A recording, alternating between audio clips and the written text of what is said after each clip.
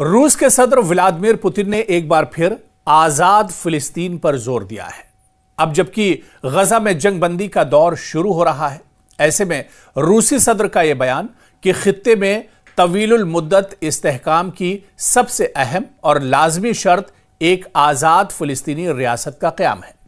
Putin के इस बयान से जहां फिलिस्तीन काज को मजबूती मिलती है, वहीं माहिरीन भी इस बयान के कई माने निकालते हैं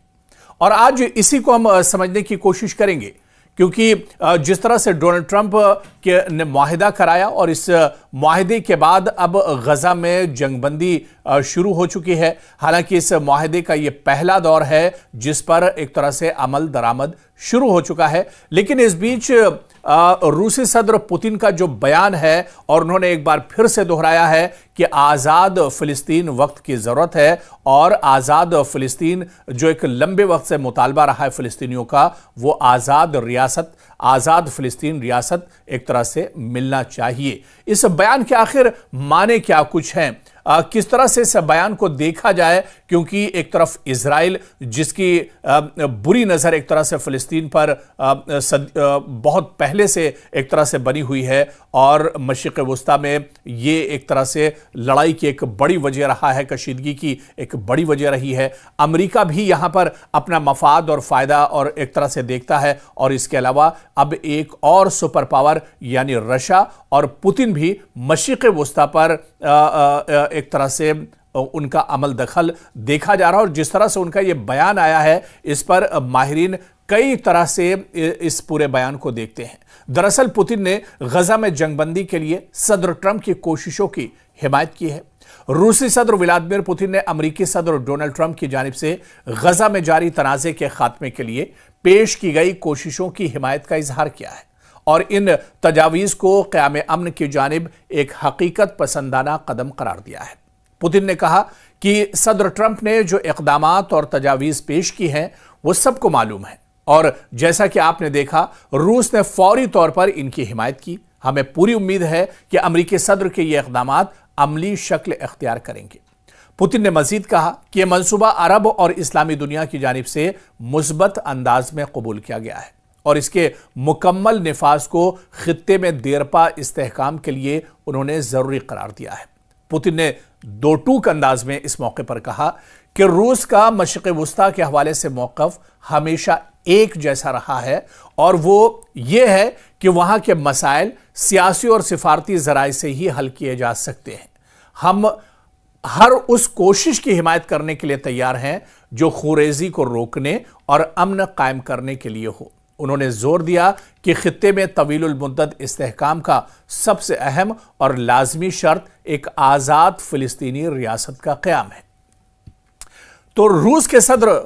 व्लादिमीर पुतिन ने जिस तरह से अपने बयान में कहा है कि खित्ते में यानी मशरिक़ वुस्ता में तवीलुल मुद्दत इस्तेहकाम का सबसे अहम और लाजमी शर्त उन्होंने जो बताई है कि आज़ाद फिलिस्तीनी रियासत का क़याम होना चाहिए, जिसके खिलाफ हमेशा से एक तरह से अमेरिका भी रहा है और इजराइल भी आज़ाद फिलिस्तीन के हक़ में नहीं है और इसी वजह से मशरिक़ वुस्ता में एक तरह से तनाव और कशीदगी बनी रहती है। लेकिन पुतिन हमेशा से इस बात को कहते रहे और एक बार फिर से जब गजा में जंगबंदी हो रही है, गजा में जब मुआहिदे का जो पहला दौर है वो शुरू हो रहा है, ऐसे में पुतिन का यह बयान बहुत माने रखता है। उन्होंने एक बार फिर से दोहराया है कि मशरिक़ वुस्ता में और इस पूरे खित्ते में सुकून और पीस और अमन जब ही एक तरह से हो सकता है जब यहां पर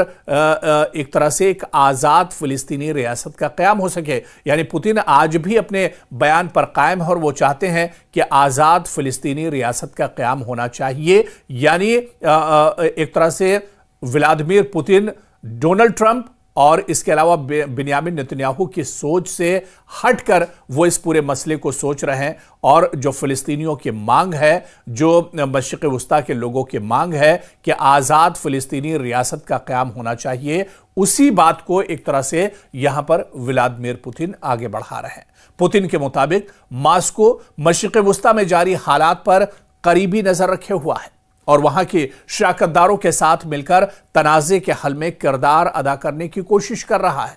आपको याद होगा कि 29 सितंबर को सदर ट्रंप ने गजा के लिए एक 20 नुकाती जंगबंदी मंसूबा पेश किया है, जिसके अहम नुकात कुछ इस तरह से थे कि तमाम इजरायली यरगमालियों की रिहाई के बदले में तकरीबन 2000 फिलिस्तीनी कैदियों की रिहाई हो, मुस्तकिल जंगबंदी हो, इजरायली फौज का गजा से बतदरीज इनखला हो। और ट्रंप ने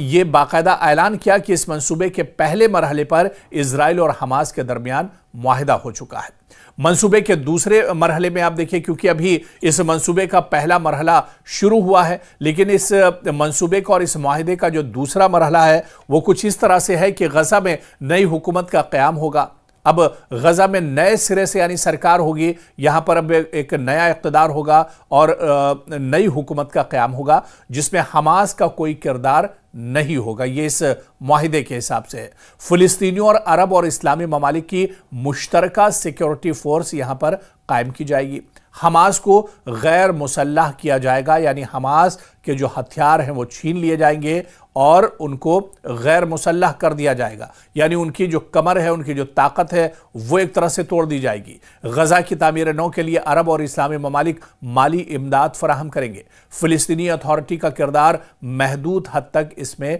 शामिल होगा। ज्यादातर अरब और मुस्लिम ममालिक ने दरअसल इस मंसूबे का खैर मकदम किया है, ताहम कई हुकाम का कहना है कि इस मंसूबे की कई तफसीलात पर मजीद बहस और मुज़ाकरात की ज़रूरत अभी भी है, ताकि इसे मुकम्मल तौर पर नाफिज किया जा सके। और कहीं ना कहीं इस डील को दरअसल व्लादिमीर पुतिन भी शक की नज़र से देख रहे हैं और इसी वजह से उन्होंने कहा कि आज़ाद फिलिस्तीन रियासत की ज़रूरत है। तो कहीं ना कहीं जिस तरह से ये पूरा मामला सामने आया है, ऐसे में इसे समझा जा सकता है। और क्योंकि जब दो बड़ी जो ताकतें हैं वो कहीं ना कहीं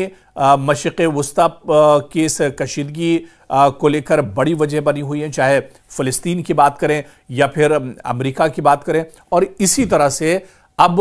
क्योंकि पुतिन और रशिया भी इसे अब बहुत अच्छे से समझ रहा है कि दरअसल अमेरिका की भी नीयत साफ नहीं है, और अमेरिका इससे पहले भी कह चुका है कि गजा पर जब मुकम्मल कंट्रोल होगा या गजा पर असर-ए-नौ यहां पर सरकार बनेगी तो उसमें कई चीजें दरअसल निकल कर आ सकती हैं। अमेरिका भी यहां पर अपना फायदा एक तरह से देख रहा है, अमेरिका भी यहां पर कंट्रोल करना चाह रहा है, और इसी वजह से उसने कहीं ना कहीं